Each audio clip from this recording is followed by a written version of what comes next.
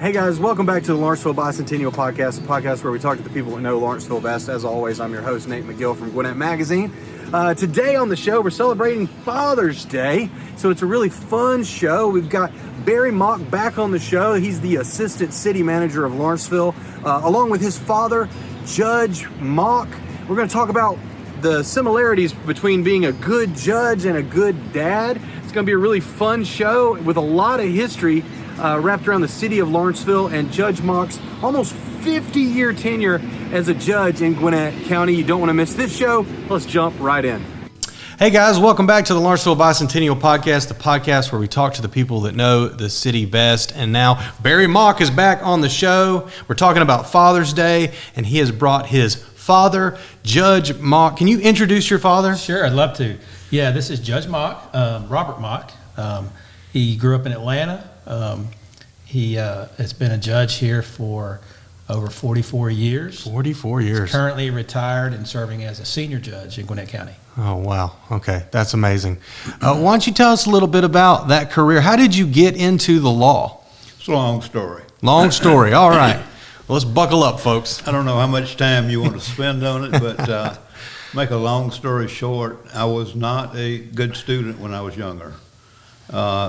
I dropped out of school when I was 16, got a GED along the way, just figured I needed to have that at some point in my life. Mm-hmm. And when I turned 28, I was working for the post office, been with them for 6 or 7 years at that point. Okay.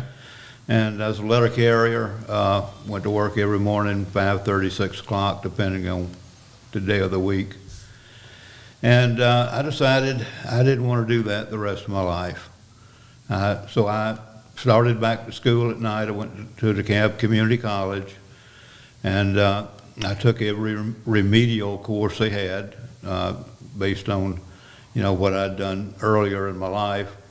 But long story short, I finished DeKalb Community College, and along the way, I had a very serious personal experience that required me to hire a lawyer. Okay.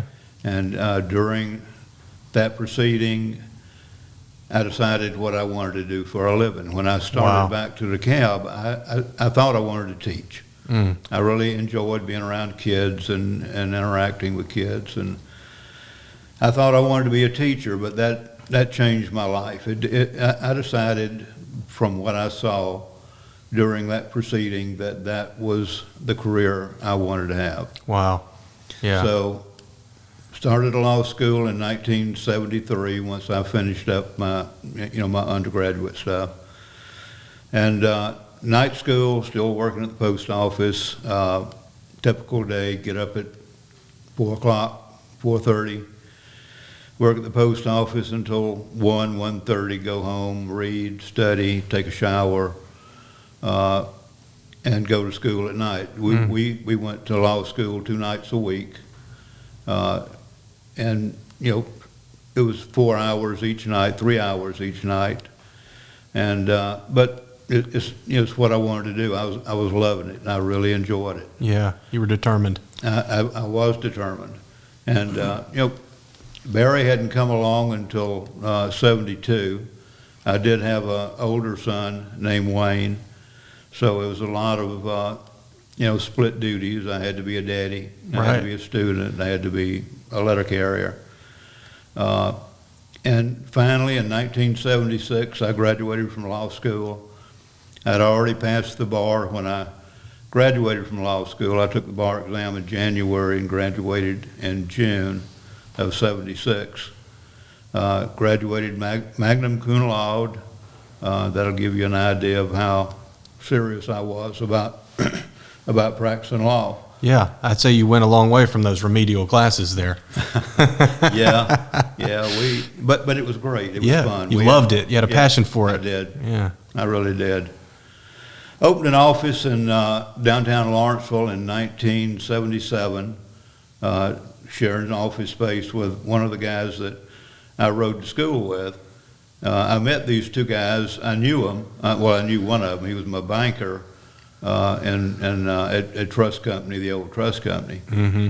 And So he was riding with another fellow, that the fellow that I opened the law office with.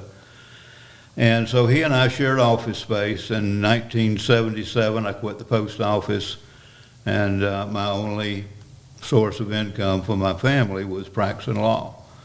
So I had to get busy. I was hunting anything I could do to make a living, because it's tough getting started with, without a practice to move into. Sure. So I became a part-time prosecutor in recorder's court, and I enjoyed the court part of the work. And in 1987, the Chief Superior Court judge, excuse me, and the Chief State Court judge appointed me to be the second judge of our traffic court, recorder's court. Wow, okay. So I did that for 4 years, and in 1991, I was lucky enough to be appointed by Governor Zell Miller as one of the state court judges. It was just unbelievable. I couldn't believe that I was sitting there interviewing with the governor, and then he calls me and says, "Judge, I'm appointing you." Wow. It was a real thrill. Mm-hmm. And I was a state court judge until end of 2012, when I retired from full-time work. And I was chief judge of that court for 8 years.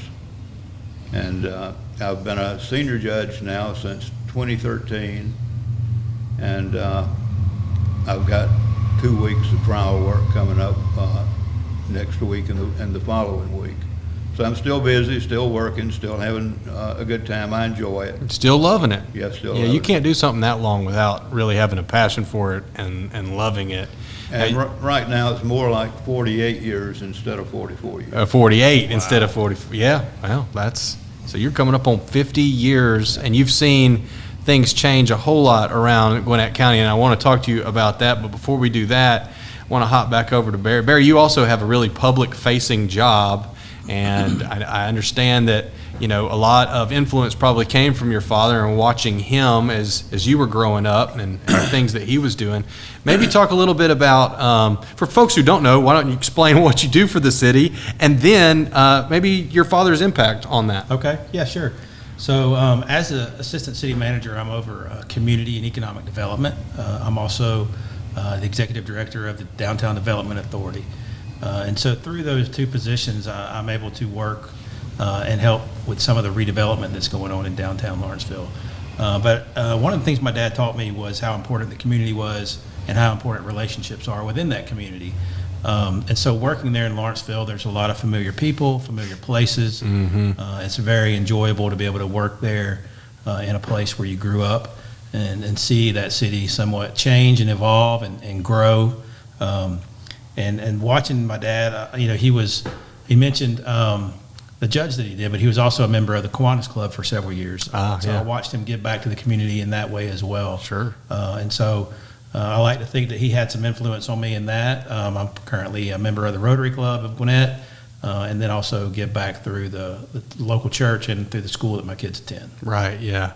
Well, that's fantastic and awesome. So let's talk a little bit about that 48-year history in Gwinnett and just everything that you kind of saw change. Because I was thinking when you were talking about trying to find work back in the very early days, late 70s, early 80s, like Gwinnett was different. Population, it probably was more like 30,000, which is probably the population of Lawrenceville today. So kind of explain what that was like to see the county grow. Gwinnett County was a sleepy little county. Our claim to fame in the 70s was the death of 4 police officers up in Beaufort. It was 3 or 4. I'm not sure on that number. We were the graveyard, if you will, of northeast Georgia. There were more bodies found in Gwinnett County out in the Beaufort and that area. Wow. It was really a wild little county. We hadn't figured out how to do things yet. Along came some good leadership in our government, and our infrastructure grew. We ended up with the best school system in the country, or one of the best school systems in the country. And we also ended up with one of the best court systems in the country. People like to try cases in Gwinnett County because we had good courts, we had good judges, and those kind of things. Interesting numbers. I looked at these a couple of days ago. When I started practicing in 1976, we had one Superior Court judge. We now have 11. That's amazing. And we had courtrooms everywhere. We divided the old courtroom up into two courtrooms. We had a movie theater down on Perry Street that we divided up into two courtrooms. We had courtrooms in the old furniture store on 120. Wow. We had recorder's court up on the hill in the old school building, and we had traffic court there.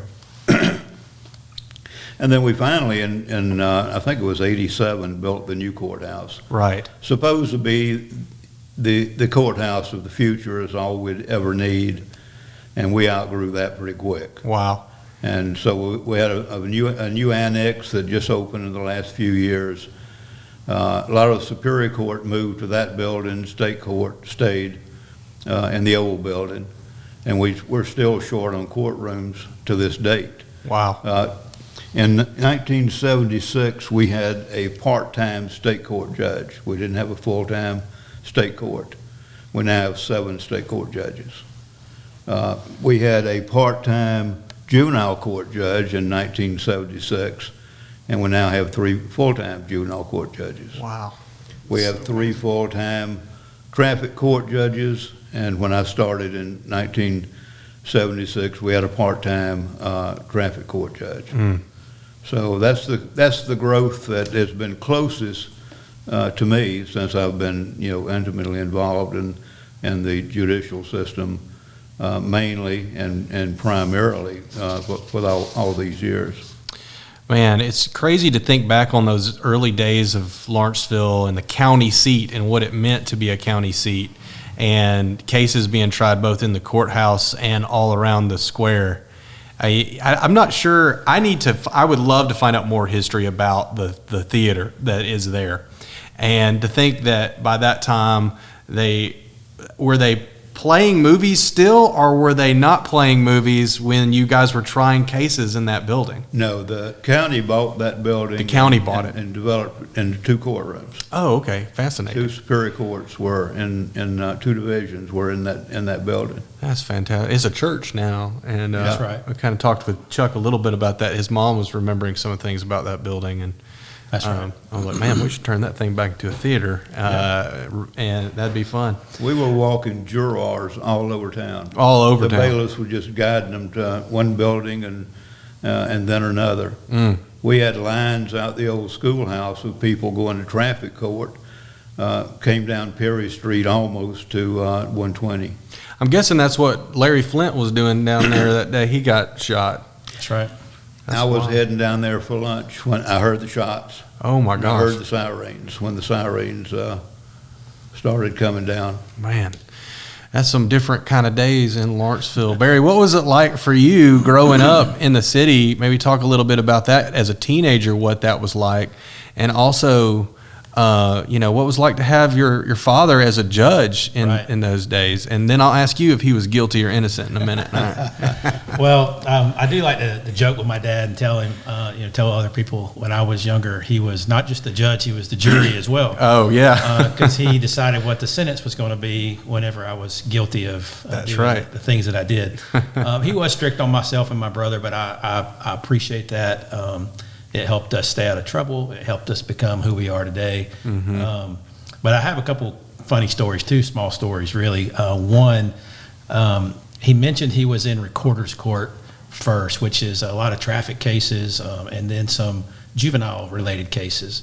So it wasn't uncommon for me to come into school on a Monday morning and somebody would meet me in the hallway and say, "Hey, I got a ticket over the weekend. Yeah. Do you think your dad can help me?"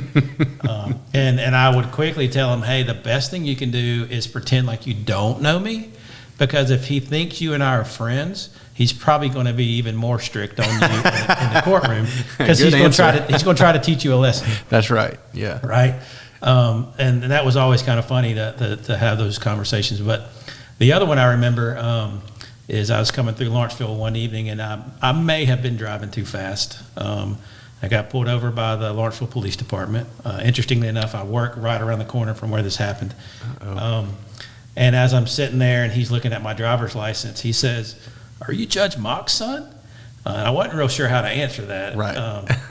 Thankfully, I was honest. I said, "Yes, I am." And he said, "Well, get out of here. I don't want to see you in here again tonight." And he gave me my license. And so I quickly left and did not come back. So those are two fun stories. Yeah, for sure, for sure. How about you? What were some of your fondest memories of just that time? Just Barry growing up, and also just your experience, like any great stories from the courtroom? Barry, let me say this first. Barry was a good child to raise.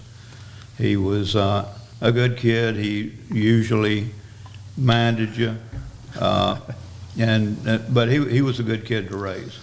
His older brother was 12 years older, and he was a nice kid too, good kid. They both were good, fairly good students. I think they both were better college students than they were high school students, because there were less distractions and those kind of things. We were all interested in cars. We all loved fast cars and oh, that's great. Going to the races and those kind of things. My older son turned out to be just a fantastic automobile mechanic. He's a Georgia Tech grad, so his field is not automobiles, but he can do anything to a car. Wow. And Barry is pretty good on cars too. And my daddy, that was my father's occupation, was automobile mechanic. Okay. So I was able to learn from him, and I passed some of it on to my sons. Yeah, that's great. That's great. Barry was a really good soccer player. I coached his little team for a few years, and we had a lot of fun. Won a lot of games. Barry was a great goalie. He was quick. He was tall. He was fearless, and we won a lot of games. We won over a fall and spring season. We won 20 games and tied 2. That's awesome. So we were pretty good. That's awesome. Barry, you were also public works director for several years before your current role. Maybe tell us a little bit about how you were able to impact growth and transformation in that time in Lawrenceville. Yeah, so I was over public works for the first 5 years at the city, and that's mainly the service-related side of the city. So a lot of the services that we provide, whether that be electric or gas or sanitation, keeping the streets clean, things like that. And then last summer, we did a reorganization, and I took over kind of overseeing the economic and community development. A lot of the stuff now that we're seeing as Lawrenceville transforms, one of the big projects is the hotel. We get a lot of questions about the hotel. When's that going to get started again? Right. That's a project that we started in 2019. It sits on top of a parking deck. We finished the parking deck, COVID hit, and we kind of put that project on pause. Weren't quite sure what the hospitality industry was going to look like post-COVID. And now that COVID's kind of behind us, it's been some challenges with price increases, the banking industry kind of tightening things up a little bit. Sure. But we do have a path forward now to get that project started. Great. We're hoping to get started probably late summer, and that project would be completed and open next fall. Oh, so wow. We're excited. That's awesome. That's great. Well, that's good news. A lot of people ask me about that. So that's good to know. Well, of course, we're here and we're talking about fathers and we're talking about growing up and Father's Day. So we'd love to ask you guys, what's Father's Day mean to you? I think Father's Day is a time to reflect on our dads, what they've done for us, the role models they've been for us, the sacrifices they've made for us. Sure. You heard a little bit of that from my dad today, some of the sacrifices he made early when I was really young. I don't remember a lot of those, but I do remember he was at every soccer game I ever had, high school, anything I had to do with school-related activities, he was always there. And so now that I'm, as a father, I'm able to kind of look back through a different lens and see, as a father, we do anything for our kids, right? When you're a kid, you don't realize that. As you become a dad and you start doing that for your kids, you realize, okay, you're able to look back now and see all the sacrifices and the things that they've done. That's true. So I'm real thankful for that. How about you? What's Father's Day mean to you? Well, some of the things Barry said, I don't think anybody that doesn't have children can really understand a father's love for his children. My two sons are very, very important to me and still a big part of my life. I remember my father. I have some great memories of my father. He was born and raised in Brunswick, Georgia, down at the coast. Yeah. Retired back to Brunswick once he retired. Wonderful. And so I fished with him just numerous times. Wow. And he put the love of saltwater fishing in me. And I did that a lot in my later years. He taught me, like we said earlier, how to work on cars. I can remember him getting a part-time job, brake job maybe, in the backyard with a car all jacked up. And he'd say, "Hey, Bob, hand me a 1/4-inch box wrench." Well, I learned tools that way. Right. Yeah. I knew what vice grips were and channel locks and all of those things. So I have some great memories of my dad. Barry was lucky enough to have some experiences with my dad, his granddad, and fishing was a good part of them. Yeah. So. I'm happy that Barry got to experience some of the things about my father that I did. Yeah, no, that's just terrific. That's great. I would love to ask you this question. As a judge and working in the courtroom, what connection can you make from being a great judge and being a great father? Is there any kind of connection that you can kind of tie between those things? Maybe some advice for young fathers today? Yeah, I've often said that sometimes I walk in the courtroom, depending on the type of cases that I'm having or calendar that I have, and I feel like I am a daddy. I'm telling these guys, what are you thinking? I mean, why would you do that? Right. I mean, what made you did you think at all before you did what you did? Right. And Barry is right. I try to, if I can teach somebody a lesson, or show them something, or maybe get them to understand something, and I feel like I've done a good job. Right. Let me give you one example. Please. Friend of mine, he's a friend now. I didn't know him, at first, but when we met, he asked me. He said, "You don't remember me, do you?" I said, "Well, I see a lot of people. Refresh my memory, and maybe I will." He said, "You locked me up." Oh my. I said, uh-oh. So I hope that's not going to be a problem. Yeah. And it didn't turn out to be. But he told me, he said, "I quit drinking. You turned my life away. Nobody had ever locked me up. I'd been in trouble with alcohol numerous times. But since I was a local person, nobody locked me up." He said, "But Right. you did." And he said, "I sat out there and I thought about it. And like you told me, it ain't worth it." And so he quit drinking. That's awesome. And on my when I ran for re-election in 1996, I got a letter from him. And a $25 check said, "Maybe this will help you buy some signs." That's great. And so, we did Truly reformed and truly changed, just because, I mean, the law, that's the great, beautiful thing about the law. It is the great equalizer of everyone, right? It's like it's the part of our country where we're all equals in that courtroom, and it's really about what the law says, right? Absolutely. And so when you're faced with these things that are causing your life's hurts, and it's hurting you to keep going down that path, unless somebody does meet with a justice, right, then they're not going to change. They're just going to keep, they're not going to learn a lesson. They're just going to keep going back out there and doing whatever. So Yeah, I'll add to that. There's a lot of stories very similar to that. He has a reputation in the courtroom of being very firm, but being very fair. And I think people respect that. I think people don't recognize that they need that consequence. They need that in order to help set them in the right direction. But that's what keeps us going. And I think he's got that great reputation, which is why they're still having him come in a couple times a month and help out because they recognize what he brings to the courtroom. Yeah, that's a great addition. How about you, Barry? Any advice for fathers out there?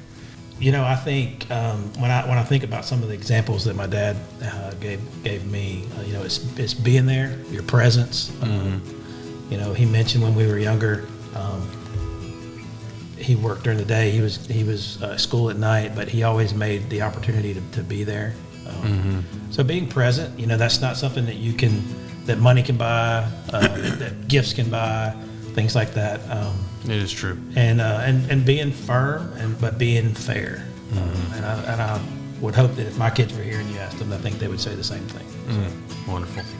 That's great. Well, gentlemen, I thank you guys so much for spending the time with me. Just talk about dads for a little bit, get to know your dad, a true legend here in our county. So really appreciate your time coming out and sharing some stories with us. Thanks for having me. Yeah, I mean, it's just been great hearing about, Lawrenceville back in the day and what it was like to see the court system grow, and what it was like when Barry was a kid, because I always wanted to know, and you've kind of let everybody know now. Guys, if you love this show, please share it, please subscribe, and pass it on to somebody that you know. Watch it with your dad, because, hey, happy Father's Day, everybody. Until next time, you guys have a good one. Thank you.